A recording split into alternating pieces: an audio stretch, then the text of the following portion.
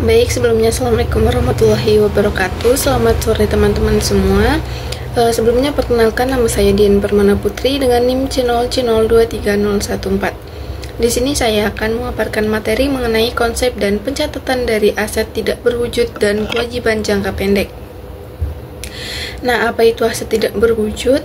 Aset tidak berwujud adalah aset non-moneter tanpa bentuk fisik yang dapat diidentifikasi dan memberi manfaat ekonomi di masa depan.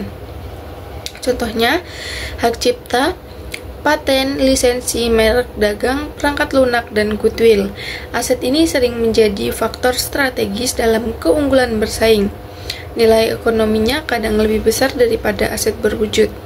Oleh karena itu, perusahaan perlu mencatatnya secara akrual agar nilainya tidak diabaikan. Karakteristik aset tidak berwujud. Karakteristiknya antara lain tidak berwujud fisik.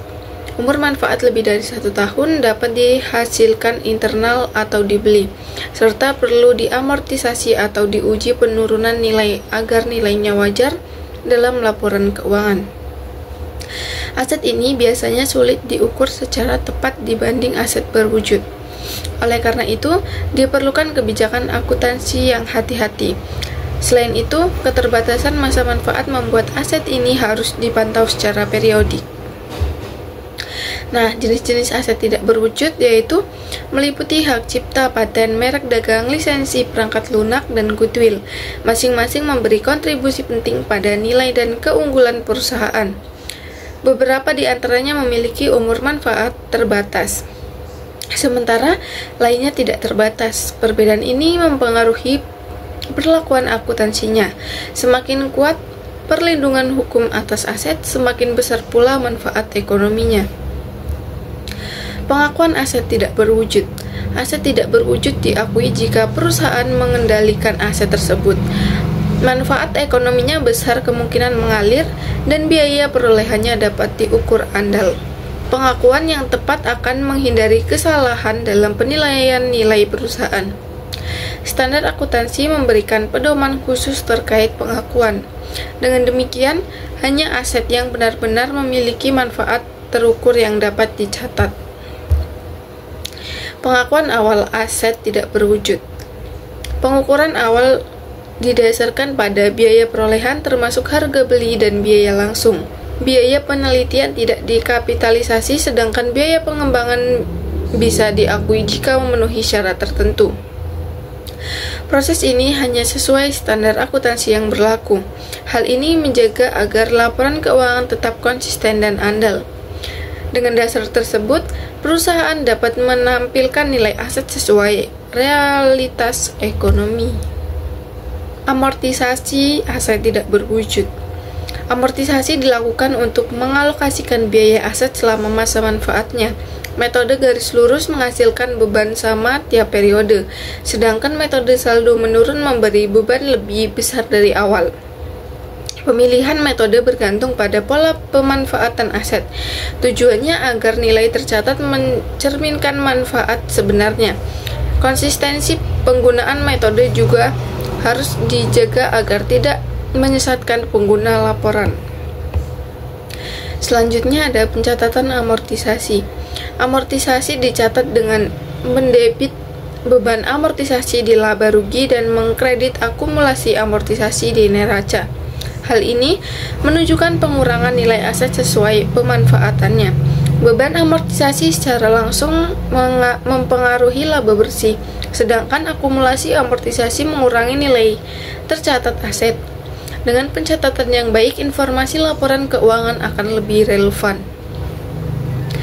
Penurunan nilai aset tidak berwujud. Penurunan nilai terjadi bila nilai tercatat melebihi jumlah terpulihkan. Jika ini terjadi, rugi penurunan nilai diakui. Goodwill wajib diuji setiap tahun meski tidak ada indikasi penurunan. Proses pengujian ini menjaga agar laporan keuangan tidak menampilkan aset secara berlebihan. Hal ini juga melindungi investor dari informasi yang menyesatkan. Kewajiban jangka pendek. Kewajiban jangka pendek adalah utang yang jatuh tempo dalam 1 tahun atau siklus operasi normal. Biasanya dilunasi dengan aset lancar atau kewajiban baru. Kewajiban ini timbul dari aktivitas operasional harian perusahaan. Penyajian yang benar penting bagi pihak eksternal. Hal ini menunjukkan kemampuan likuiditas perusahaan. Informasi ini membantu menilai kesehatan keuangan dalam jangka pendek. Karakteristik kewajiban jangka pendek. Ciri utama kewajiban ini adalah jatuh tempo singkat, timbul dari operasi normal, menimbulkan arus kas keluar, dan dapat diukur secara andal. Kewajiban ini sering berhubungan dengan utang dagang dan pajak terutang.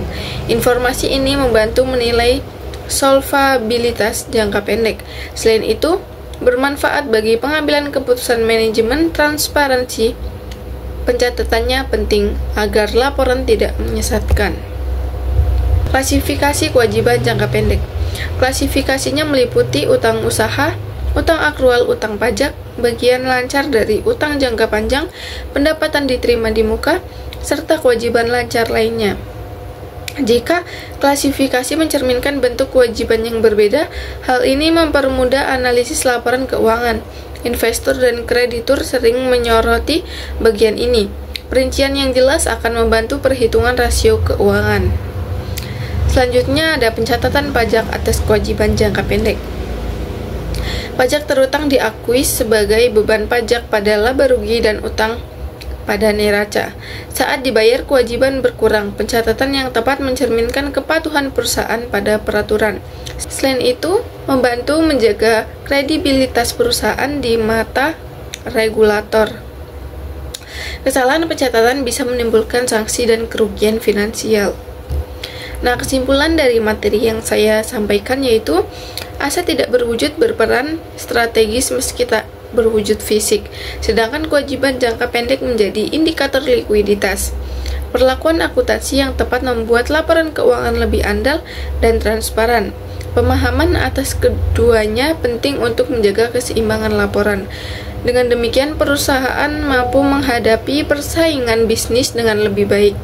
Penerapan standar yang konsisten juga akan memperkuat kepercayaan stakeholder. Mungkin itu yang dapat saya sampaikan, lebih dan kurangnya saya mohon maaf. Wassalamualaikum warahmatullahi wabarakatuh.